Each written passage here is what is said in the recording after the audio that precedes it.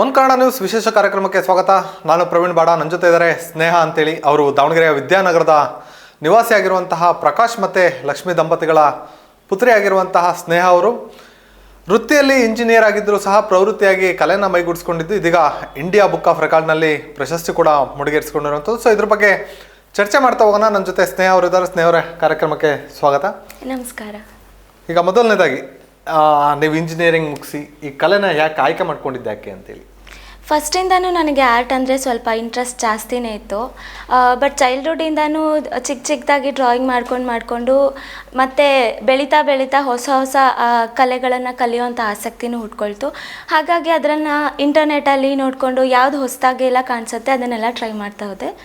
So ಈ ರೀತಿಯಾಗಿ ನನ್ನ ಆರ್ಟ್ ಜರ್ನಿ ಸ್ಟಾರ್ಟ್ ಆಯಿತು. ಈಗ ಇಂಜಿನಿಯರಿಂಗು ಎಲ್ಲಿ ಮುಗಿಸಿದ್ದು, ಯಾವ ರೀತಿ ಇತ್ತು? ಮನೆಯಲ್ಲಿ ಸಹಕಾರ ಯಾವ ರೀತಿ? ಅಂದರೆ ಅಪ್ಪ ಪತ್ರಿಕಾ ವಿತರಕರಾಗಿ ಕೆಲಸ ಮಾಡ್ತಾರೆ. ಸೊ ಅದ್ರ ಮದುವೆ ಮಗಳನ್ನು ಒಂದು ಇಂಜಿನಿಯರಿಂಗ್ ಓದಿಸಿರುವಂಥದ್ದು. ಸೊ ಹೇಗಿದೆ ಫ್ಯಾಮಿಲಿ ಸಪೋರ್ಟ್ ಎಲ್ಲ ಯಾವ ರೀತಿ ಇದೆ? ಫ್ಯಾಮಿಲಿ ಸಪೋರ್ಟ್ ಆಗಲಿ ನನಗೆ ಯಾವತ್ತೂ ಬ್ರೇಕ್ ಡೌನ್ ಆಗಿಲ್ಲ. ಯಾವಾಗಲೂ ನನಗೆ ಸಪೋರ್ಟ್ ಮಾಡ್ತಾ ಬಂದಿದ್ದಾರೆ. ತಮ್ಮ ಆಗಲಿ ಅವನು ಕೂಡ ಸಪೋರ್ಟ್ ಮಾಡ್ತಾ ಬಂದಿದ್ದಾನೆ. ಹೊಸ್ದಾಗಿ ಏನೇ ಮಾಡ್ತೀನಿ ಅಂತಂದ್ರೂ ಅಮ್ಮ ಆಗಲಿ ಅಪ್ಪ ಆಗಲಿ ಪ್ರತಿಯೊಂದೂ ಸಪೋರ್ಟ್ ಮಾಡ್ಕೊಂಡು ಬಂದಿದ್ದಾರೆ. ಚಿಕ್ಕ ವಯಸ್ಸಿಂದನೂ ನಾನು ಏನೇ ಒಂದು ಚಿಕ್ಕ ಡ್ರಾಯಿಂಗ್ ಮಾಡಿದ್ರು ಫಸ್ಟ್ ನಾನು ಅಮ್ಮನಿಗೆ ತೋರಿಸ್ತಾ ಇದ್ದೆ, ಏನಾದರೂ ಮಿಸ್ಟೇಕ್ಸ್ ಇದೆಯಾ, ಏನಾದರೂ ಕರೆಕ್ಟ್ ಮಾಡಬೇಕಾ ಅಂತ. ಸೊ ಫಸ್ಟ್ ಟೀಚರ್ ನನಗೆ ನನ್ನ ಅಮ್ಮನೇ. ಏನೇ ಮಿಸ್ಟೇಕ್ಸ್ ಇದ್ದರೂ ಅವ್ರು ಅಲ್ಲೇ ಫೈಂಡ್ ಔಟ್ ಮಾಡಿ ಇದು ಸರಿ ಇಲ್ಲ ಅದು ಸರಿ ಇಲ್ಲ, ಹೀಗೆ ಮಾಡು ಹಾಗೆ ಮಾಡು ಅಂತ ಆವಾಗಿಂದ ಸ್ವಲ್ಪ ಕರೆಕ್ಷನ್ಸ್ ಎಲ್ಲ ಮಾಡ್ತಾ ಬಂದರು. ಆ್ಯಂಡ್ ಇವಾಗಲೂ ಕೂಡ ಫಸ್ಟ್ ನಾನು ನಮ್ಮ ಅಮ್ಮನಿಗೆ ತೋರಿಸೋದು ಅದೇ ರೀತಿ ಕಂಟಿನ್ಯೂ ಆಗಿದೆ. ಅಪ್ಪ ಕೂಡ ಅಷ್ಟೇ, ಏನೇ ಒಂದು ಹೊಸ್ದಾಗಿ ಮಾಡ್ತೀನಿ ಅಂತಂದ್ರು ನನಗೆ ಈ ಥರ ಬೇಕು ಅಂತಂದರೆ ಓಕೆ ನೀನು ಟ್ರೈ ಮಾಡು, ಆಗುತ್ತೋ ಬಿಡುತ್ತೋ ಫಸ್ಟ್ ನೀನು ಅಟೆಂಪ್ಟ್ ಮಾಡು ಅಂತ ಕಳಿಸ್ತಾರೆ, ಪುಷ್ ಮಾಡ್ತಾರೆ. ಇಂಜಿನಿಯರಿಂಗ್ ನಾನು Nitte Meenakshi institute of technology ಅಂತ ಬೆಂಗಳೂರಲ್ಲಿ ಮಾಡಿದ್ದು. ಇವಾಗ ಅದನ್ನು ಅಂದರೆ ವರ್ಕ್ ಕೂಡ ಮಾಡಿದೆ.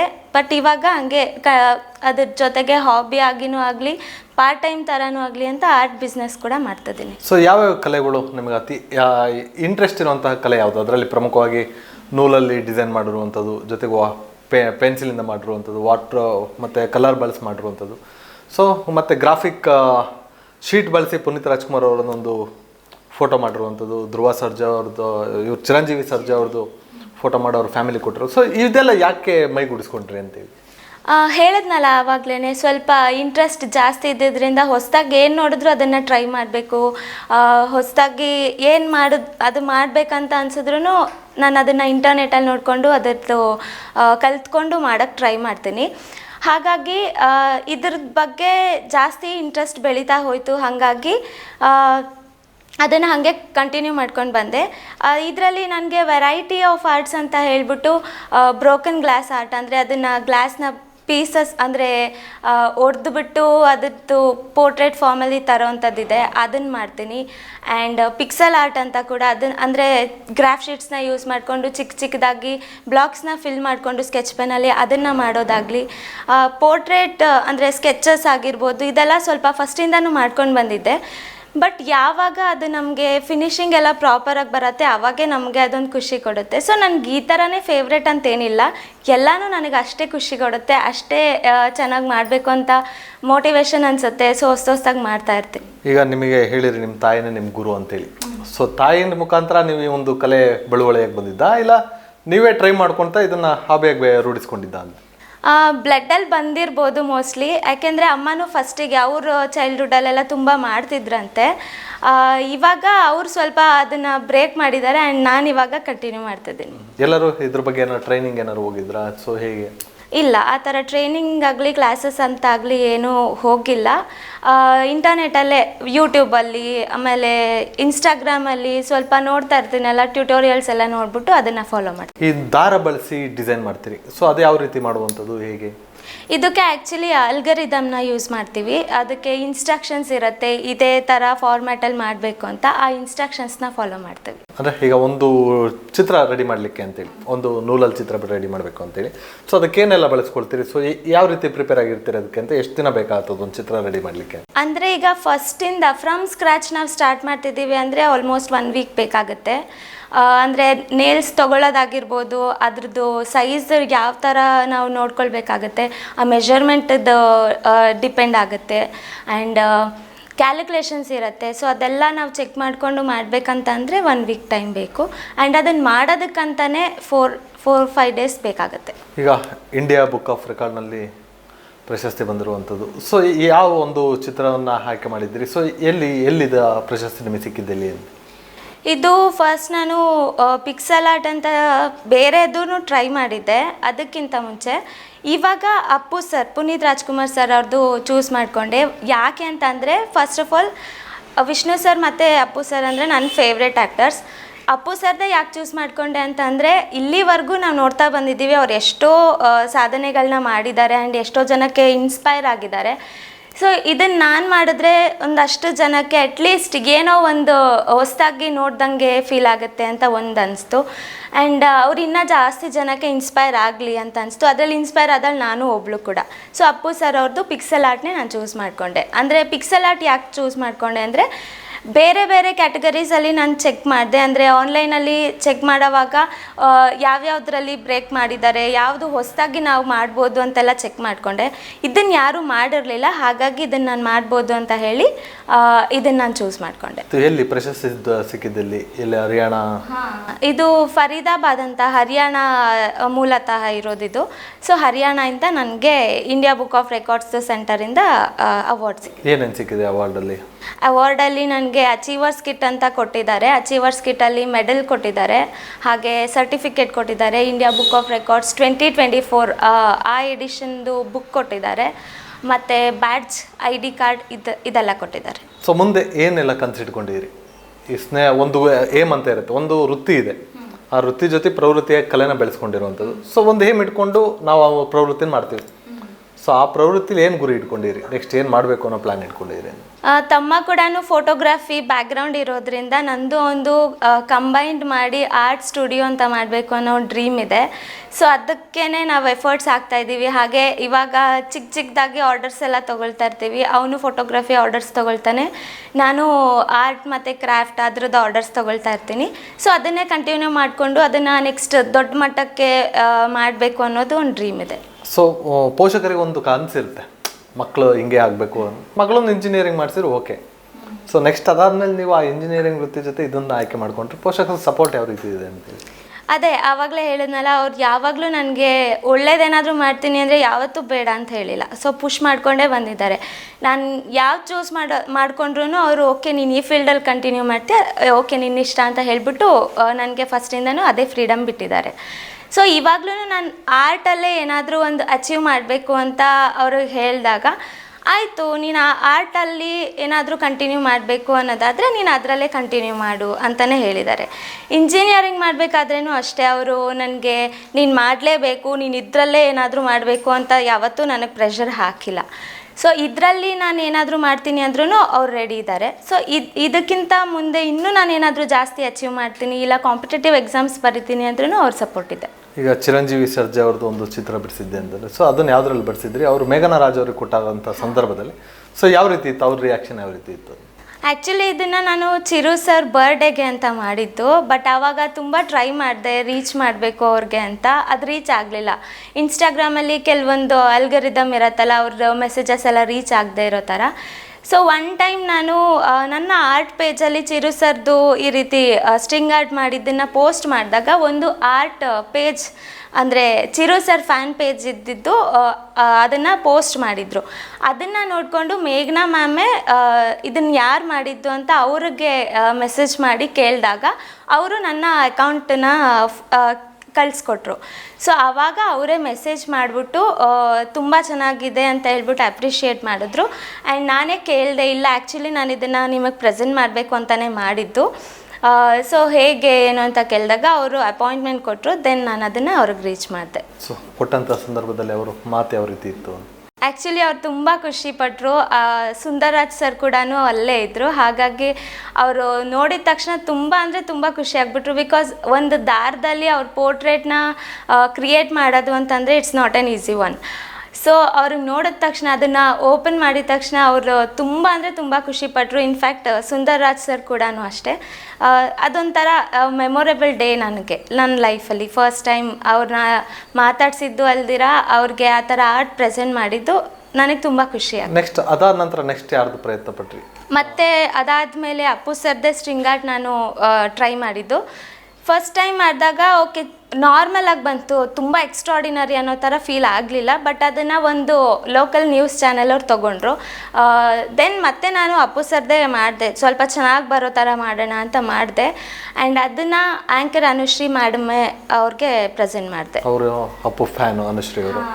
ಸೊ ಅದನ್ನು ಸ್ವೀಕರಿಸಂಥ ಸಂದರ್ಭದಲ್ಲಿ ಸೊ ಅವ್ರೇನಂದ್ರು, ಹೇಗೆ? ಆ್ಯಕ್ಚುಲಿ ಇವ್ರಿಗೆ ನಾವು ಅಪಾಯಿಂಟ್ಮೆಂಟ್ ತೊಗೊಂಡಿರಲಿಲ್ಲ, ಡೈರೆಕ್ಟ್ ಸ್ಟುಡಿಯೋಗೆ ಹೋಗ್ಬಿಟ್ಟು ಕೊಟ್ಟಿತ್ತು. ಅವರಿಗೆ ಐಡಿಯಾ ಕೂಡ ಇದ್ದಿದ್ದಿಲ್ಲ ನಾವೇನು ಏನಕ್ಕೆ ಬಂದಿದ್ದೀವಿ ಆ್ಯಂಡ್ ಏನು ಕೊಡ್ತಾ ಇದ್ದೀವಿ ಅಂತ. ಫಸ್ಟ್ ಅವ್ರಿಗೆ ಈ ರೀತಿ ಏನೋ ಕೊಡಬೇಕು, ಪ್ರೆಸೆಂಟ್ ಮಾಡಬೇಕು ಅಂತ ಅಂದಾಗ ಅವ್ರಿಗೆ ಆ್ಯಕ್ಚುಲಿ ಇದೆಲ್ಲ ಯಾಕೆ ಬೇಡಾಗಿತ್ತು ಅಂತ ಅಂದರು. ದೆನ್ ಅವ್ರು ಅದನ್ನು ಓಪನ್ ಮಾಡಿದ ತಕ್ಷಣ ಅವ್ರಿಗೆ ಆ ಮೊಮೆಂಟ್ ಇದೆಯಲ್ಲ, ಲೈಕ್ ಅಪ್ಪು ಸರೇ ಅವ್ರ ಕಣ್ಮುಂದೆ ಇದ್ದಾರೆ ಅನ್ನೋ ಅಷ್ಟು ಅವರು ಖುಷಿಪಟ್ಟರು. ಅಲ್ಲಿ ಜೊತೇಲಿ ಬೇರೆ ಬೇರೆ ಸಿಂಗರ್ಸ್ ಎಲ್ಲ ಇರ್ತಾರಲ್ವ, ಅವರು ಅಷ್ಟೇ ತುಂಬ ಅಂದರೆ ತುಂಬ ಸಪೋರ್ಟ್ ಮಾಡಿದರು, ಖುಷಿ ಆದರು. ಅಪ್ಪು ಸರ್ದು ಕೊಟ್ಟಿದ್ದಂಥ ಇನ್ನೂ ಎಕ್ಸ್ಟ್ರಾಡಿನರಿ ಎಕ್ಸೈಟ್ಮೆಂಟ್ ಇತ್ತು ಅವ್ರಿಗೆ. ಸೊ ಅದು ಕೂಡ ತುಂಬ ಖುಷಿ ವಿಚಾರ. ನೆಕ್ಸ್ಟ್ ಯಾರು ಮಾಡಬೇಕು ಅಂತ ಪ್ಲ್ಯಾನ್ ಮಾಡ್ಕೊಂಡಿದ್ದೀರಿ? ಇವಾಗ ಅಂದರೆ ಹೇಳಿದ್ನಲ್ವ, ಹೊಸದು ಟ್ರೈ ಮಾಡಬೇಕು ಅಂತ. ಸೊ ಇನ್ನು ಇವಾಗ ಮಾಡಿರೋದು ಬಿಟ್ಟು ಬೇರೆ ಬೇರೆ ಟ್ರೈ ಮಾಡಬೇಕು ಅಂತಲೇ ಅಂದ್ಕೊಂಡಿದ್ದೀನಿ. ಗೊತ್ತಿಲ್ಲ ಆ ಮೊಮೆಂಟಿಗೆ ಯಾರ್ದು ಮಾಡಬೇಕು ಅಂತ ಅನಿಸುತ್ತೆ ಆ ಥರ ಮಾಡ್ತೀನಿ. ಬಟ್ ಯಾವಾಗಲೂ ನಾನು ಫಸ್ಟ್ ಏನಾದರೂ ಮಾಡಿದ್ರೆ ಅಪ್ಪು ಸರ್ದೇ ಟ್ರೈ ಮಾಡೋದು. ಸೊ ಈಗ ಇಂಜಿನಿಯರಿಂಗನ್ನು ಕಂಟಿನ್ಯೂ ಮಾಡ್ತೀರಾ, ಅಂದರೆ ಈ ಇಂಜಿನಿಯರಿಂಗ್ ವೃತ್ತಿನ ಕಂಟಿನ್ಯೂ ಮಾಡ್ತೀರಾ, ಇಲ್ಲ ಕಲೆಗೆ ಹೆಚ್ಚಿನ ಟೈಮ್ ಕೊಡ್ತೀರಾ? ಎರಡು ಬ್ಯಾಲೆನ್ಸ್ಡ್ ಆಗಿದೆ, ಯಾಕೆಂದರೆ ಪ್ರೊಫೆಷನ್ನು ಬಿಡೋಕ್ಕಾಗಲ್ಲ, ಪ್ಯಾಷನ್ನು ಬಿಡೋಕ್ಕಾಗಲ್ಲ. ಸೊ ಇವಾಗ ಇಂಜಿನಿಯರಿಂಗ್ ಮೇಲೆ ನಾನು ಫಸ್ಟಿಗೆ ಜಾಬ್ ಕೂಡ ಮಾಡಿದ್ದೆ, ಈಗ ಅದ್ರ ಮೇಲೆ ಕಂಟಿನ್ಯೂ ಮಾಡಬೇಕಂತನೂ ಇದ್ದೀನಿ. ಮತ್ತು ಎಲ್ಲಾದರೂ ಒಳ್ಳೆ ಪ್ಲ್ಯಾಟ್ಫಾರ್ಮ್ ಸಿಕ್ಕಿದ್ರೆ ಡೆಫಿನೆಟ್ಲಿ ನಾನು ಕಂಟಿನ್ಯೂ ಮಾಡ್ತೀನಿ. ಆ್ಯಂಡ್ ಆರ್ಟ್ ಮಾತ್ರ ಬಿಡಲ್ಲ, ಅದನ್ನು ಕಂಟಿನ್ಯೂ ಮಾಡ್ತೀನಿ. ಸೊ ವಿಭಿನ್ನವಾಗಿ ಈಗ ಹೇಳಿದ್ರಿ, ಗ್ಲಾಸ್ ಮೇಲೆ ಡಿಸೈನ್ ಮಾಡೋದಿರ್ಬೋದು, ಜೊತೆ ದಾರದ್ದಿರ್ಬೋದು. ಸೊ ಇದನ್ನು ಹೊರತುಪಡಿಸಂಗೆ ಬೇರೆ ಏನಾದರೂ ವಿಶೇಷತೆ ಬಳಸಿ ಏನಾದ್ರು ಮಾಡಬೇಕು ಅನ್ನೋದು ಪ್ಲ್ಯಾನ್ ಇದ್ದೀರಾ? ನೆಕ್ಸ್ಟ್ ಬಟನ್ ಆರ್ಟ್ ಅಂತ ಒಂದು ಟ್ರೈ ಮಾಡಬೇಕಂತ ಇದೆ. ಬಟ್ ಬಟನ್ ಆರ್ಟಿಗೆಲ್ಲ ಸ್ವಲ್ಪ ಸ್ಪೇಸ್ ಜಾಸ್ತಿ ಬೇಕು ಆ್ಯಂಡ್ ಬಡ್ಜೆಟ್ ಎಲ್ಲ ಸ್ವಲ್ಪ ಜಾಸ್ತಿ ಬೇಕು. ಸೊ ಅದ್ರ ಮೇಲೆ ಸ್ವಲ್ಪ ಕಾನ್ಸಂಟ್ರೇಟ್ ಮಾಡಿ ಒಂದು ಟೀಮ್ ಥರ ಬಿಲ್ಡ್ ಮಾಡ್ಕೊಂಡು ಮಾಡಬೇಕು ಅನ್ನೋ ಒಂದು ಕಾನ್ಸೆಪ್ಟ್ ಇದೆ.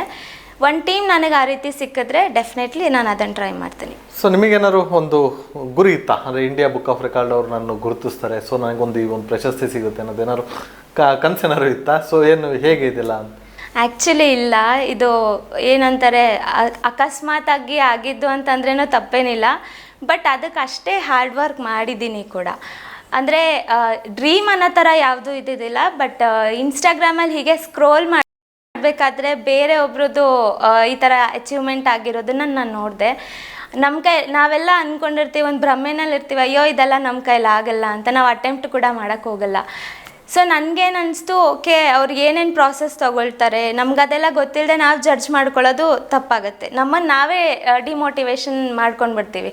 ಸೊ ಆ ರೀತಿ ಮಾಡಬಾರ್ದು ಅಂತ ಅನಿಸಿ ನಾನೇನು ಮಾಡಿದೆ, ಅವ್ರು ಯಾರ್ದು ಪೋಸ್ಟ್ ಹಾಕಿದ್ರಲ್ಲ ಅವ್ರಿಗೆ ಮೆಸೇಜ್ ಮಾಡಿದೆ, ಏನು ಪ್ರಾಸೆಸ್ ತೊಗೊಂಡು ಆ್ಯಂಡ್ ಅವರೇನೇನೆಲ್ಲ ಕೇಳ್ತಾರೆ ಪ್ರೂಫ್ಸ್ಗೆ, ಅಥವಾ ಅವರೇ ಬರ್ತಾರ ಜಡ್ಜ್ಮೆಂಟ್ಗೆ, ಆ ಥರ ಎಲ್ಲ ನಾನು ಕೇಳಿಕೊಂಡೆ.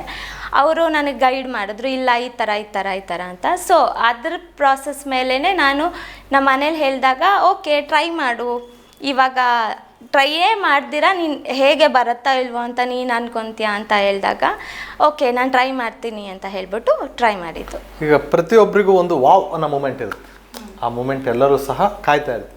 ಸೊ ನಿಮಗೆ ಆ ಮೂಮೆಂಟ್ ಯಾವುದು? ಆ್ಯಕ್ಚುಲಿ ಇವಾಗ ಪ್ರೆಸೆಂಟ್ ಅಂತಂದರೆ ಹೌದು, ಇಂಡಿಯಾ ಬುಕ್ ಆಫ್ ರೆಕಾರ್ಡ್ಸ್ದೇ ನನಗೆ ವಾವ್ ಅನ್ನೋ ಮೂಮೆಂಟು. ಅದಕ್ಕಿಂತ ಮುಂಚೆ ಚಿಕ್ಕ ಪುಟ್ಟ ವಿಷಯಕ್ಕೆಲ್ಲ ತುಂಬ ಖುಷಿ ಪಟ್ಟಿದ್ದೀನಿ. ಲೈಕ್ ಹೇಳ್ದಂಗೆ ಮೇಘ್ನಾ ಮ್ಯಾಮ್ನ ಮೀಟ್ ಮಾಡಿದಾಗ, ಅವ್ರಿಗೆ ಅದು ಪ್ರೆಸೆಂಟ್ ಮಾಡಿದಾಗ, ಮತ್ತು ಅನುಶ್ರೀ ಮ್ಯಾಮ್ನ ಮೀಟ್ ಮಾಡಿದಾಗ, ಅದೆಲ್ಲ ವಾವ್ ಮೂಮೆಂಟ್ಸೇ. ಬಟ್ ಅಟ್ ಪ್ರೆಸೆಂಟ್ ಇಲ್ಲಿವರೆಗೂ ಅಂತ ಕನ್ಸಿಡರ್ ಮಾಡಿದಾಗ ಇಂಡಿಯಾ ಬುಕ್ ಆಫ್ ರೆಕಾರ್ಡ್ಸ್ದು ನನಗೆ ವಾವ್. ಮುಂದೆ ಏನು ಗುರಿ ಇಟ್ಕೊಂಡಿರಿ? ಅಂದರೆ ಈಗ ಆಯಿತು, ತಮ್ಮ ನೀವು ಸೇರಿ ಒಂದು ಸ್ಟುಡಿಯೋ ಮಾಡಬೇಕು ಅನ್ನೋ ಒಂದು ಪ್ಲ್ಯಾನ್ ಇದೆ. ಸೊ ಅದು ಬಿಟ್ಟು ಪ್ರಶಸ್ತಿಗಳನ್ನ ಮತ್ತೆ ಮುಡಿಗೇರಿಸ್ಕೊಳ್ಬೇಕು ಅಂದರೆ ನೆಕ್ಸ್ಟ್ ಯಾವ್ದಾದ್ರು ಇಂಥ ಪ್ರಶಸ್ತಿಗೆ ನಾನು ಟ್ರೈ ಮಾಡಬೇಕು, ಸೊ ಆ ರೀತಿ ಏನಾದ್ರು ಟಾರ್ಗೆಟ್ ಇಟ್ಕೊಂಡು ಮಾಡುವಂಥ ಪ್ಲ್ಯಾನ್ ಏನಾದ್ರು ಇಟ್ಕೊಂಡಿದ್ದೀರಾ? ಟಾರ್ಗೆಟ್ ಅಂತ ಏನಿಲ್ಲ. ಅಂದರೆ ಇವಾಗ ಹೇಗೆ ಇಂಡಿಯಾ ಬುಕ್ ಆಫ್ ರೆಕಾರ್ಡ್ಸ್ನ ನಾನು ಕನ್ಸಿಡರ್ ಮಾಡಿಕೊಂಡೆ, ಅದೇ ಥರ ಇನ್ನು ಸ್ಟೆಪ್ ಬೈ ಸ್ಟೆಪ್ ನೆಕ್ಸ್ಟ್ ಯಾವ್ಯಾವ್ದಿದೆ ದೊಡ್ಡದಾಗಿ ಮಾಡೋ ಪ್ರಯತ್ನ ಅಂತೂ ಖಂಡಿತ ಮಾಡ್ತೀನಿ. ಹಾಗೆ Asia book of records, Limca book of records, Guinness records ಎಲ್ಲದನ್ನು ಟ್ರೈ ಮಾಡ್ತೀನಿ, ಡೆಫಿನೆಟ್ಲಾಗಿ ಮಾಡ್ತೀನಿ. ಈಗ ನಿಮ್ಮ ಈ ಎಲ್ಲ ಕೆಲಸಕ್ಕೂ ಸಹ ಪೋಷಕರ ಸಹಕಾರ ಬೆನ್ನೆಲುಬಾಗಿ ನಿಂತಿರುವಂಥದ್ದು. ಸೊ ಪೇರೆಂಟ್ಸಿಗೆ ಏನು ಹೇಳಲಿಕ್ಕೆ ಇಷ್ಟಪಡ್ತೀರಿ? ನನ್ನ ಪೇರೆಂಟ್ಸಿಗೆ ನಾನು ಏನು ಹೇಳೋಕ್ಕಾಗಲ್ಲ, ಬಿಕಾಸ್ ಅವರು ನನಗೀಗ ಜೀವನ ಕೊಟ್ಟಿರೋದೇ ನನ್ನದು ಒಂಥರ ಸ್ಯಾಟಿಸ್ಫ್ಯಾಕ್ಷನ್. ಸೊ ನಾನು ಅವ್ರಿಗೆ ಏನಾದರೂ ಕೊಡಬೇಕು ಅಂದರೆ ಈ ಥರ ಹೆಮ್ಮೆ ತರೋವಂಥ ವಿಚಾರಗಳನ್ನ ನಾನು ಏನಾದರೂ ಮಾಡಬೇಕಷ್ಟೇ. ಸೊ ಇಲ್ಲಿವರೆಗೂ ಅವ್ರು ನನಗೇನು ಸಪೋರ್ಟ್ ಕೊಡ್ತಾ ಬಂದಿದ್ದಾರೆ, ಟಿಲ್ ದ ಎಂಡ್ ಇದೇ ಸಪೋರ್ಟ್ ಅವ್ರು ನನಗೆ ಕೊಡ್ತಾಯಿದ್ರೆ ಅಷ್ಟೇ ಸಾಕು. ಅವರ ಪ್ರೀತಿ ಮತ್ತು ಅವ್ರ ನಂಬಿಕೆ ನನ್ನ ಮೇಲೆ ಇಟ್ಟಿದ್ದಾರಲ್ಲ, ಆ ನಂಬಿಕೆ ಯಾವಾಗಲೂ ನಾನು ಉಳಿಸ್ಕೊಳ್ತೀನಿ. ಆ ಸಪೋರ್ಟ್ ನನಗೆ ಹಾಗೆ ಇರಲಿ, ಅವರ ಆಶೀರ್ವಾದ ಇರಲಿ. ಸೊ ಯಾವ್ದಾದ್ರು ಒಂದು ಚಿತ್ರ ಬಿಡಿಸಿದ್ದಾರೆ, ಸೊ ನಮಗೋಸ್ಕರ ಯಾವ ಚಿತ್ರ ಬಿಡಿಸ್ತೀರಿ? ಅಫ್ಕೋರ್ಸ್ ಅಪ್ಪು ಸರ್ದ ಚಿತ್ರ ಬರಿತೀನಿ. ಏನು ಸಂಪೂರ್ಣವಾಗಿ ಡಾಟಲ್ಲೇ ಚಿತ್ರ ಬಿಡಿಸೋದು ಅದು? ಸೊ ಅದಕ್ಕೆ ಏನಂತ ಕರೀತಾರೆ? ಇದನ್ನು ಡಾಟ್ ಆರ್ಟ್ ಅಂತಲೇ ಹೇಳ್ತಾರೆ. ಇನ್ನೊಂದು ಫಾರ್ಮ್ಯಾಟಲ್ಲಿ ಹೇಳಿದ್ರೆ ಸ್ಟಿಪ್ಲಿಂಗ್ ಆರ್ಟ್ ಅಂತ ಹೇಳ್ತಾರೆ. ಅಂದರೆ ಸ್ಟಿಪ್ಲಿಂಗ್ ಆರ್ಟ್ ಮೀನ್ಸ್ ಸೇಮ್ ಅದು ಅಂದರೆ ಇದನ್ನೇ ಸ್ಟಿಪ್ಲಿಂಗ್ ಆರ್ಟ್ ಅಂತಲೂ ಹೇಳ್ತಾರೆ. ನಾವು ನಮ್ಮ ಕಾಮನ್ ಲ್ಯಾಂಗ್ವೇಜಲ್ಲಿ ಹೇಳೋದಾದರೆ ಡಾಟ್ ಆರ್ಟ್. ಈ ಒಂದು ಚಿತ್ರ ಬಿಡಿಸಿದ್ದಾರೆ, ಎಷ್ಟು ಟೈಮ್ ತೊಗೊಳ್ತೀರಿ, ಹೇಗೆ? ಅಂದರೆ ಇದು ಸೈಜ್ ಮೇಲೆ ಹೋಗುತ್ತೆ ಸರ್. ಯಾಕೆಂತಂದರೆ ಈಗ ಚಿಕ್ಕ ಸೈಜ್ ತೊಗೊಂಡ್ರೆ ನಮಗೆ ಗೊತ್ತಲ್ವ, ಡಾಟ್ ನಾವು ಒಂದೊಂದೇ ಡಾಟ್ ಇಡಬೇಕಂದ್ರೂ ಹೋಲ್ ಪೋರ್ಟ್ರೇಟ್ ನಮಗೆ ಅದೇ ಶೇಪಲ್ಲಿ ಬರಬೇಕಂದ್ರೆ ಕಂಪ್ಲೀಟ್ ಡಾಟಲ್ಲೇ ಇರಬೇಕಲ್ವ. ಸೊ ಅದು ಮೆಷರ್ಮೆಂಟಲ್ಲಿ ಹೋಗುತ್ತೆ. ಅಂದರೆ ಇದನ್ನೇ ಫಸ್ಟ್ ಸ್ಕೆಚ್ ಏನಾದ್ರು ಹಾಕೊಳ್ತೀರಾ? ಸ್ಕೆಚ್ ಹಾಕೊಂಡು ಅದ್ರ ಮೇಲೆ ಮಾಡ್ತೀರಾ? ಇದು ಲೈಟಾಗಿ ಔಟ್ಲೈನ್ ಅಷ್ಟೇ ಹಾಕ್ಕೊಳ್ತೀವಿ. ಸ್ಕೆಚ್ ಅಂದರೆ ಕಂಪ್ಲೀಟಾಗಿ ಹಾಕೊಳ್ಳಲ್ಲ, ಜಸ್ಟ್ ಔಟ್ಲೈನ್ ಹಾಕೊತೀವಿ. ಸೊ ಪುನೀತ್ ರಾಜ್ಕುಮಾರ್ ಅಂದರೆ ಅಪ್ಪು ಅವ್ರ ಫ್ಯಾನ್ ನೀವು. ಸೊ ಹಾಗಾಗಿ ಏನೇ ಪ್ರಯತ್ನ ಮಾಡಿದ್ರು, ಏನೇ ಫಸ್ಟ್ ಮೊದಲನೇದು ಮಾಡಿದ್ರು, ಸೊ ಅಪ್ಪು ಅವ್ರನ್ನ ಪ್ರಯೋಗವಾಗಿ ಬಳಸ್ಕೊತೀರಿ.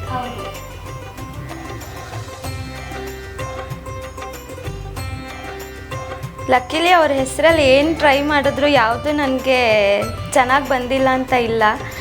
ಸೊ ಎಲ್ಲ ಸಕ್ಸಸ್ ಆಗಿದೆ. So India book of record ಸಹ ಅವ್ರ ಅದಕ್ಕೆ ಸಿಕ್ಕಿರುವಂಥದ್ದು. ಅವ್ರ ಬ್ಲೆಸ್ಸಿಂಗ್ಸ್ ಇರುತ್ತೆ ಅನಿಸುತ್ತೆ ಮೋಸ್ಟ್ಲಿ.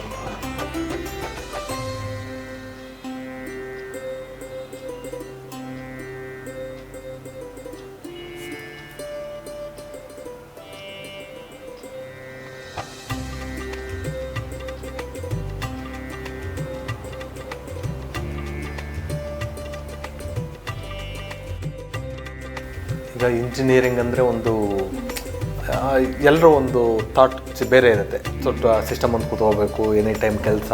ಸೊ ಆ ಕೆಲಸದ ನಡುವೆ ಸೊ ಈ ಕಲೆನ ಹೇಗೆ ಆಯ್ಕೆ ಮಾಡ್ಕೊಂಡ್ರಿ ಅಂತ? ಅಂದರೆ ಅವೆಲ್ಲ ಹೇಳ್ತಾ ಇದ್ರಿ, ಬ್ಲಡ್ಡಲ್ಲಿ ಬಂದಿದೆ, ಅಮ್ಮ ಮಾಡ್ತಾಯಿದ್ರು. ಸೊ ಅದು ಸೊ ಆ ರೀತಿನ ಇಲ್ಲ ಇದನ್ನು ದಟ್ಸ್ ಫ್ಯಾಷನ್ ಆಗಿ ತೊಗೊಂಡಿದ್ದ ನೀವು? ಇದು ಪ್ಯಾಷನ್ ಆಗಿ ತೊಗೊಂಡಿತ್ತು ಸರ್. ಅಂದರೆ ಇವಾಗ ಇಂಜಿನಿಯರಿಂಗ್ ಮಾಡಿದ ತಕ್ಷಣ ಅದೊಂದರಲ್ಲೇ ಸೀಮಿತ ಅಂತ ಯಾಕೆ ಅಂದ್ಕೊಳ್ಬೇಕು.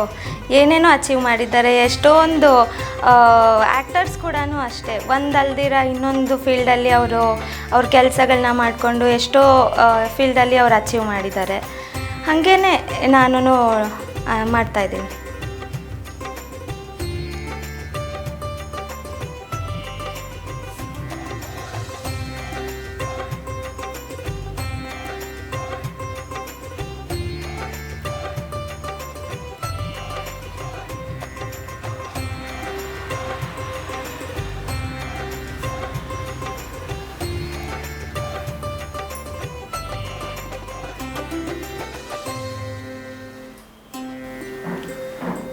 ಈಗ ಫ್ರೀ ಇರೋ ಟೈಮಲ್ಲಿ ಫುಲ್ ಪೇಂಟಿಂಗಿಗೆ ಟೈಮ್ ಕೊಡ್ತಾಯಿದ್ರೆ ಹೇಗೆ? ಫ್ರೀ ಇರೋ ಟೈಮಲ್ಲಿ ಜಾಸ್ತಿ ಈ ಥರನೇ ಮಾಡ್ತಿರ್ತೀನಿ. ಸೊ ಅಮ್ಮ ಏನು ಹೇಳಲ್ಲ? ಇಲ್ಲ, ನಾನು ನಿಜ ಹೇಳಬೇಕಂದ್ರೆ ನಾನು ಏನಾದರೂ ಟೈಮ್ ವೇಸ್ಟ್ ಮಾಡ್ತಿದ್ದೀನಿ ಅಥವಾ ಟಿ ವಿ ನೋಡ್ತಿರ್ತೀನಿ, ಫೋನ್ ನೋಡ್ತಿರ್ತೀನಿ ಅಂತಂದರೆ ತಗೋ ಯಾವುದಾದ್ರೂ ಡ್ರಾಯಿಂಗ್ ಮಾಡು ಅಂತ ಕೊಡ್ತಾರೆ. ಅವರೇ ಪಿಕ್ಚರ್ಸ್ನ ಸೆಲೆಕ್ಟ್ ಮಾಡ್ತಾರೆ ಒಂದೊಂದು ಸರ್ತಿ, ತಗೋ ಇದನ್ನು ಮಾಡು ಅಂತ. ಸೊ ಒಟ್ಟು ಫ್ಯಾಮಿಲಿ ಸಪೋರ್ಟ್ ಫುಲ್ ಇದೆ. ಹೌದು.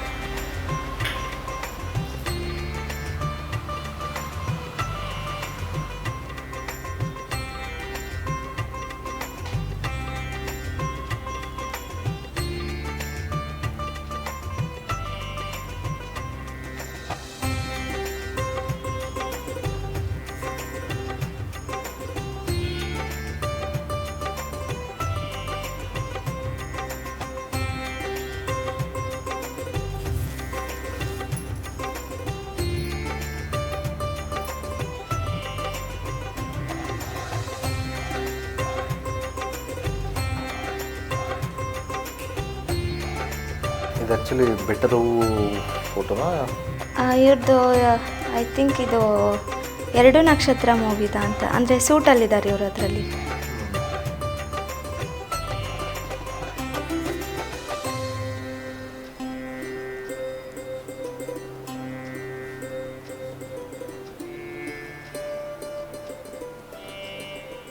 ಈಗ ನೆಕ್ಸ್ಟು ಏನೇ ಮಾಡಿದರೂ ಸಹ ಪುನೀತ್ ರಾಜ್ಕುಮಾರ್ನವ್ರನ್ನ ಪ್ರಾಯೋಗಿಕವಾಗಿ ತೆಗೆದುಕೊಂಡೇ ಮಾಡೋದು ಅಂತೇಳಿ. ಹಾಂ, ಹೊಸ್ದಾಗಿ ಮಾಡಿದ್ರೆ ಅಪ್ಪು ಸರ್ನ ಫಸ್ಟ್ ಮಾಡ್ತೀನಿ. ಬೇರೆ ಮಾಡಿರೋದೇ ಮಾಡ್ತೀನಿ ಅನ್ನೋದಾದರೆ, ಅಥವಾ ನೆಕ್ಸ್ಟು ಬೇರೆ ಅಂದರೆ ದೊಡ್ಡದಾಗಿ ಏನಾದರೂ ಟ್ರೈ ಮಾಡ್ತೀನಿ ಅನ್ನೋದಾದರೆ ರತನ್ ಟಾಟಾ ಸರ್ದು ತೊಗೊಳ್ಬೇಕು ಅಂದ್ಕೊಂಡಿದ್ದೀನಿ. ಈಗ ರತನ್ ಟಾಟಾ ಅವರು ಎಷ್ಟೋ ಜನಕ್ಕೆ ಇನ್ಸ್ಪಿರೇಷನ್. ಹೌದು.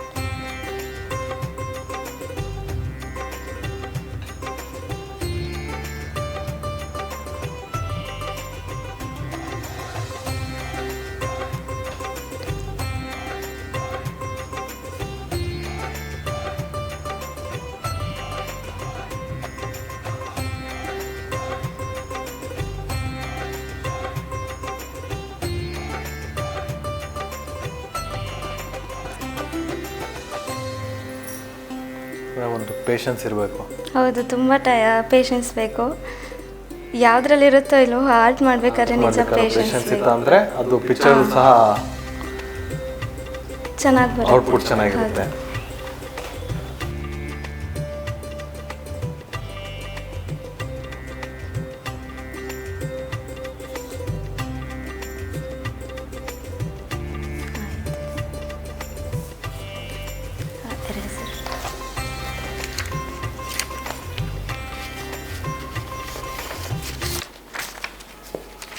ಸೊ ಇದು ಪುನೀತ್ ರಾಜ್ಕುಮಾರ್ ಅವ್ರದ್ದು ಚುಕ್ಕಿಯನ್ನು ಬಳಸಿ ಬೆಳೆಸಿರುವಂತಹ ಒಂದು ಚಿತ್ರ ಇದು. ಸೊ ಈಗ ಇಂಡಿಯಾ ಬುಕ್ ಆಫ್ ರೆಕಾರ್ಡಿಂಗ್ ಮಾಡಿರುವಂತಹ ಏನು ಪುನೀತ್ ರಾಜ್ಕುಮಾರ್ ಅವರ ಡ್ರಾಯಿಂಗ್ ಇದೆ, ಸೊ ಅದಕ್ಕೆ ಏನು ಬಳಸಿ ಮಾಡಿದ್ದು, ಎಷ್ಟು ಶೀಟು ಗ್ರಾಫಿಕ್ ಶೀಟ್ ಖರ್ಚಾಯಿತು, ಸೊ ಎಷ್ಟು ದಿನ ಟೈಮ್ ತೆಗೆದುಕೊಂಡ್ರಿ, ಸೊ ಹೇಗದು ಎಲ್ಲ ಡಿಸೈನ್ ರೆಡಿ ಆಗಿದೆ ಹೇಗೆ? ಇದನ್ನು ನಾನು 25 ಗ್ರಾಫ್ ಶೀಟ್ಸ್ನ ಯೂಸ್ ಮಾಡಿದ್ದೀನಿ. ಎಲ್ಲ A4 ಸೈಜ್ ಆಗಿರೋದ್ರಿಂದ 25 ಗ್ರಾಫ್ ಶೀಟ್ಸ್ ಯೂಸ್ ಮಾಡಿದ್ದೀನಿ. ಜೊತೆಗೆ ಆರ್ಟ್ಲೈನ್ ಅಂತ ಒಂದು ಫಾರ್ಮ್ ಆಫ್ ಸ್ಕೆಚ್ ಪೆನ್, ಇದನ್ನು 3 ಕಲರ್ಸ್ನ ಯೂಸ್ ಮಾಡಿದ್ದೀನಿ, ಬ್ಲ್ಯಾಕ್, ಆರೆಂಜ್ ಆ್ಯಂಡ್ ರೆಡ್. ಮತ್ತು ಇದನ್ನು ಮೆಷರ್ಮೆಂಟ್ ಎಲ್ಲ ಹಾಕ್ಕೊಂಡು ಸ್ಟಾರ್ಟ್ ಮಾಡಿದಾಗ 2 ಡೇಸ್ ಟೈಮ್ ಹಿಡಿತು. ಅದನ್ನು ಕಂಪ್ಲೀಟ್ ಮಾಡೋಕ್ಕೆ 8 ಡೇಸ್ ಟೈಮ್ ತೊಗೊಂಡೆ. ಸೊ ನೆಕ್ಸ್ಟ್ ಅದಾದಮೇಲೆ ಈಗ ದಾರದಲ್ಲಿ ಮಾಡಿರುವಂಥದ್ದು. ಸೊ ಈ ಒಂದು ಡಿಸೈನ್ ರೆಡಿ ಆಗಲಿಕ್ಕೆ ಸೊ ಇದರಲ್ಲಿ ಏನು ಬಳಸಿದಿರಿ, ಎಷ್ಟು ಟೈಮ್ ತೊಗೊಂಡ್ರಿ, ಸೊ ಹೇಗಿದು ಕಲೆ, ಏನು ಕಲೆ ಅಂತ ಕರೀತಾರೆ ಇದು? ಸ್ಟ್ರಿಂಗ್ ಆರ್ಟ್ ಅಥವಾ ಥ್ರೆಡ್ ಆರ್ಟ್ ಅಂತಲೂ ಹೇಳ್ತಾರೆ. ಇದನ್ನು ನಾನು 7 ಕಿಲೋಮೀಟರ್ಸ್ ಥ್ರೆಡ್ನ ಯೂಸ್ ಮಾಡಿರೋದು, 250 ನೇಲ್ಸ್ ತೊಗೊಂಡಿರೋದು. ಮತ್ತು ಅದು ಬಿಟ್ಟರೆ ಈ ಥರ ಏನು ನಾವು ಕಬೋರ್ಡ್ಸ್ಗೆಲ್ಲ ಯೂಸ್ ಮಾಡ್ತೀವಲ್ಲ, ಅದೇ ವುಡನ್ ಪೀಸ್ ತೊಗೊಂಡಿರೋದು. ಇದಕ್ಕೆ ಸ್ಕೆಚಸ್ ಅಂತ ಏನು ಹಾಕೊಳ್ಳಲ್ಲ, ಅಲ್ಗರಿದಮ್ನ ಯೂಸ್ ಮಾಡ್ತೀವಿ. ಸೊ ಆ ಇನ್ಸ್ಟ್ರಕ್ಷನ್ಸ್ನ ಫಾಲೋ ಮಾಡಿಕೊಂಡು ಇದನ್ನು ಹೋಲ್ ಪೋರ್ಟ್ರೇಟ್ ನಾವು ರೆಡಿ ಮಾಡ್ತೀವಿ. ಸೊ ಏನಾಗಲಿ, ಮುಂದಿನ ದಿನಗಳಲ್ಲಿ ಇನ್ನಷ್ಟು ಸಾಧನೆಗಳು ಮತ್ತು ಇನ್ನಷ್ಟು ಪ್ರಶಸ್ತಿಗಳು ನಿಮ್ಮ ಮುಡಿಗೇರ್ಲೇನಂತ ಸಹ ಒಂದು ಕನ್ನಡ ನ್ಯೂಸ್ನ ಆಶೆ ಆಗಿರುವಂಥದ್ದು. ಸೊ ಇದಾಗಿತ್ತು ಸ್ನೇಹ ಅವರ ಮಾತು. ಏನು ಇಂಜಿನಿಯರಿಂಗ್ ವೃತ್ತಿಯ ಜೊತೆ ಕಲೆ ಅನ್ನುವಂತಹ ವೃತ್ತಿನ ಪ್ರವೃತ್ತಿಯಾಗಿ ಮಾಡಿಕೊಂಡು ಇದೀಗ ಆ ಕಲೆಯಲ್ಲಿ ಸಾಕಷ್ಟು ಪ್ರಶಸ್ತಿಗಳನ್ನು ಮುಡಿಗೇರಿಸಿಕೊಳ್ಬೇಕು ಅನ್ನೋಂತಹ ಕನಸನ್ನು ಕೂಡ ಅವರು ಒತ್ತಿರುವಂಥದ್ದು. ಜೊತೆಗೆ ಅವರ ಸ್ನೇಹ ಅವರ ಸಹಕಾರಕ್ಕೆ ಪೋಷಕರು ಸಹ ಬೆನ್ನೆಲುಬಾಗಿ ನಿಂತಿದ್ದಾರೆ. ಒಟ್ಟಿನಲ್ಲಿ ಸ್ನೇಹ ಅವರ ಕನಸು ಮುಂದಿನ ದಿನಗಳಲ್ಲಿ ಮತ್ತಷ್ಟು ಎತ್ತರಕ್ಕೆ ಆಗಲಿ, ಅವರ ಕನಸುಗಳೆಲ್ಲ ನನಸಾಗಲಿ ಕೂಡ ಎಂಬುದು ಕೂಡ ಒನ್ ಕನ್ನಡ ನ್ಯೂಸ್ನ ಆಶೆ ಆಗಿರುವಂಥದ್ದು. ನಿರಂತರ ಸುದ್ದಿಗಳಿಗಾಗಿ ನೋಡ್ತಾ ಇರಿ ಒನ್ ಕನ್ನಡ ನ್ಯೂಸ್.